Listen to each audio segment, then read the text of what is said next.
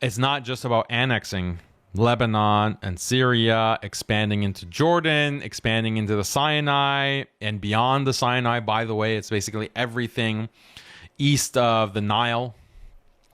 No, it's not going to stop there. Guess what? Masjid al-Aqsa. Masjid al-Aqsa is extremely exposed now, very vulnerable right now. Who's going to stop? You know, the way that Israel operates is not like the IDF is going to go and start bulldozing Masjid al-Aqsa. They can't do that yet. Instead, it's going to be Abrahamic religion. The first step is normalizing with Saudi. That's the last piece of the puzzle. They've already normalized with all these other Arab countries. We just need to normalize with Saudi. Then they've already laid the groundwork for the Abrahamic religion. You think that when they're doing like this kind of masjid, synagogue, church complex in Dubai, like that's what they really are aiming for? That's really their concern? No. Their main concern is the next piece of taking over Masjid al-Aqsa and building the third temple.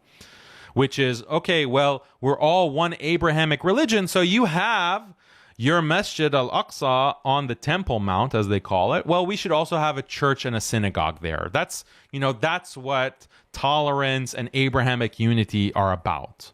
This is our shared holy site. So we need to have a church and a synagogue, or at least let our Jewish worshipers go there on a regular basis and have their place. Maybe we won't call it a synagogue. Maybe that's too extreme. So that's the second step. After Saudi normalization, they're going to push for that, and they're going to get it. Why? Because there's no deterrent factor anymore. If, assuming that Hezbollah has been neutralized or eliminated and Iran has been neutralized. So then the synagogue goes up, or the prayer space, or whatever, the Abrahamic unity house is established on Masjid al-Aqsa. And then that's the next step, bulldozing everything else, and then constructing the third temple. That's the step-by-step, right? Because they won't be able to do all of that until they make sure that their allies, these puppet regimes, are fully secured. And how do you fully secure these puppet regimes? Well, you have to normalize first, and then you're going to bring in military bases. More military bases to control these populations, controlled by Israel. That's part of the normalization process. So, and we already have people like Muslim scholars signaling this, by the way. If you go to Hamza Yusuf, he had that interview. And I won't play the audio, but you can go to my Twitter. Hamza Yusuf says a part of Masjid al-Aqsa should be given to Jews to build a temple. He said it himself. This is part of the agenda, the Abrahamic unity religion. Part of the Temple Mount, as he calls it, needs to be, it can be shared. Why not? Why can't we share? It's so meaningful and important to all the religions, Christians, Jews, Muslims. Let's all share. That's beautiful tolerance. That's coming. He's signaling it. This was from many months ago. But he says only extremists would oppose this. So he's kind of signaling it's Muslim extremists or Jewish extremists who oppose this. The Muslim extremists say, oh, we want just Masjid al-Aqsa. You can't destroy our third most holy site. And the Jewish extremist says, no, we can't have these Muslims there. We can't have Masjid al-Aqsa. We need to take it over completely. These are the extremists. And then the moderate Israeli government says, no, we want this to be an international location for the Abrahamic religions. And so they build the synagogue and they build the church. They replicate the Abrahamic house that has been established in Dubai. Maybe they'll even have some Hindus. Who knows? Who knows? But that's a stretch because for obvious reasons. But that's the plan.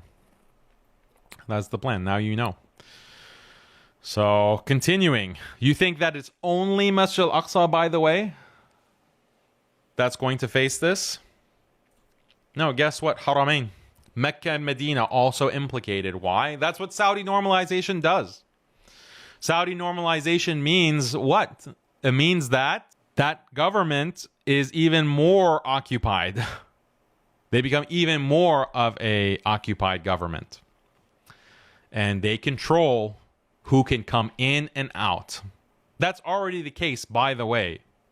By the way, they already can control who can come in and out to do Hajj or to do Umrah. That's going to be taken to a next level. So if you have said anything against Zionism, anything against Israel online, don't think that you'll be able to do Umrah. Don't think that you're going to be able to do Hajj. Cancel your plans. Cancel your tickets. Do not see this. Do not understand what's happening. If you have said anything, even if you said, at a certain point, they're going to say, if you said anything in support of Palestinians, if you've said anything in support of the Lebanese, if you've said anything to support them, you're an extremist. We can't let you do Hajj. We can't let you do Umrah. You think that's not possible? You don't think that that's what they want to do?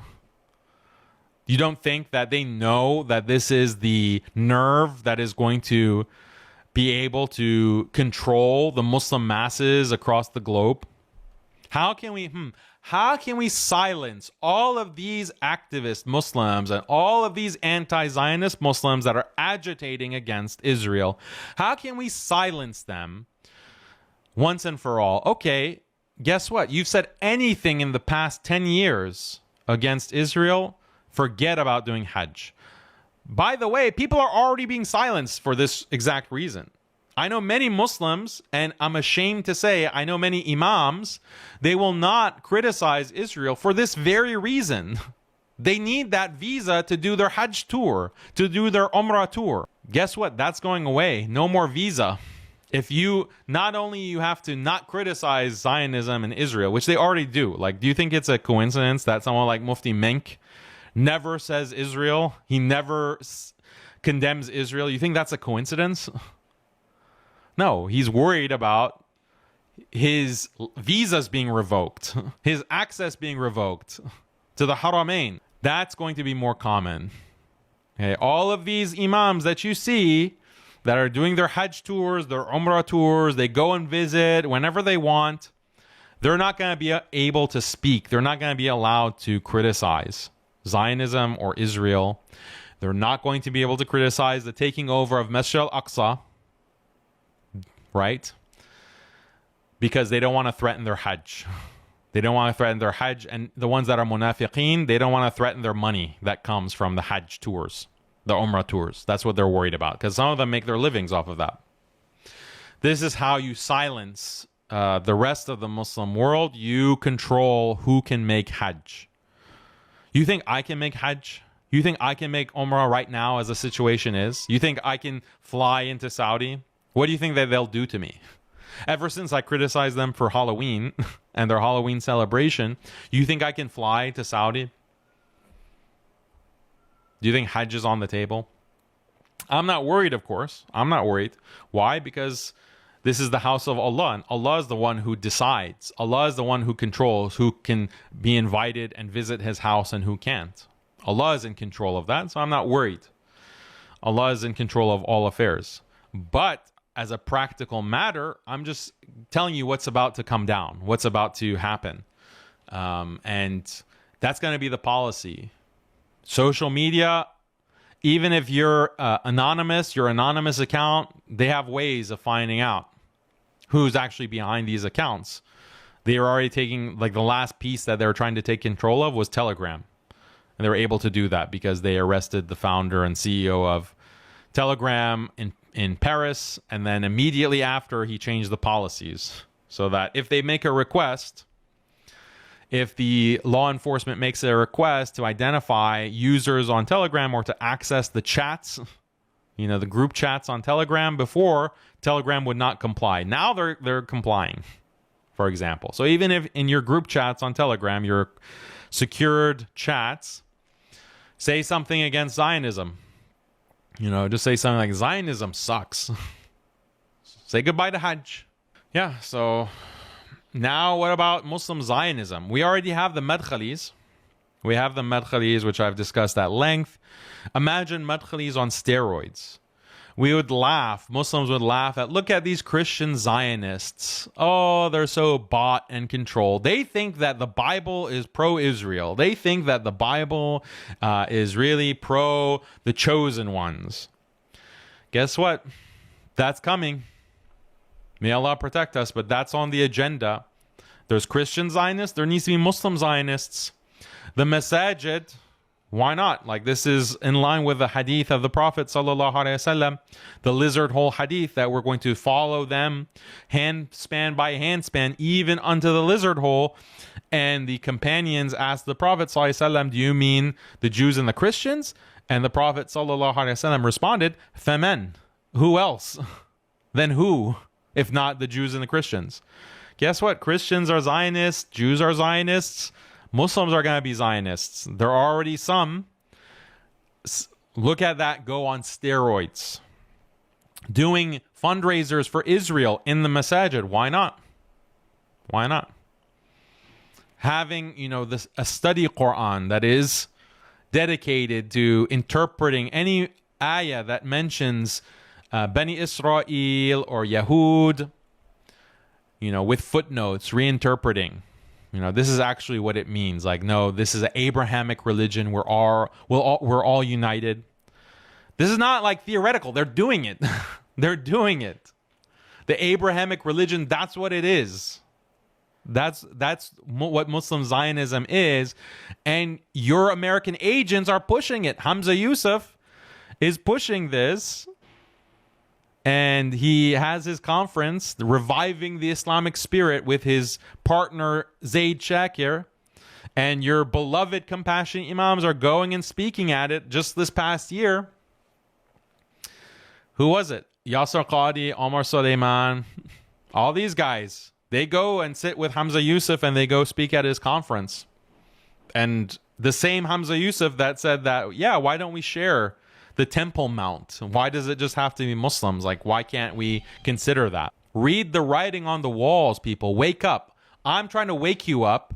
And instead of trusting what I'm telling you, instead of trusting me, after years of consistently calling out these problems, consistently calling out liberalization when no one else was calling out, feminism when no one else was calling it out, women's education and empowerment when no one else has been calling that out, the marriage crisis when no one else was pointing out the problem with the marriage crisis is women's empowerment and women's education. Okay? The long history of calling out Madkhalis and the Abrahamic religion. Look at how many articles do we have on MuslimSkeptic dedicated to the Abrahamic religion. We've done more on that. I've done more documenting the Madkhalis and their ties with government agencies. Like looking at the documentation more than anyone else. But you still don't trust me? It's disappointing, I'm afraid. Some of you. I know some of you are not jaded or you're not confused by these agents. But some of you, unfortunately, are.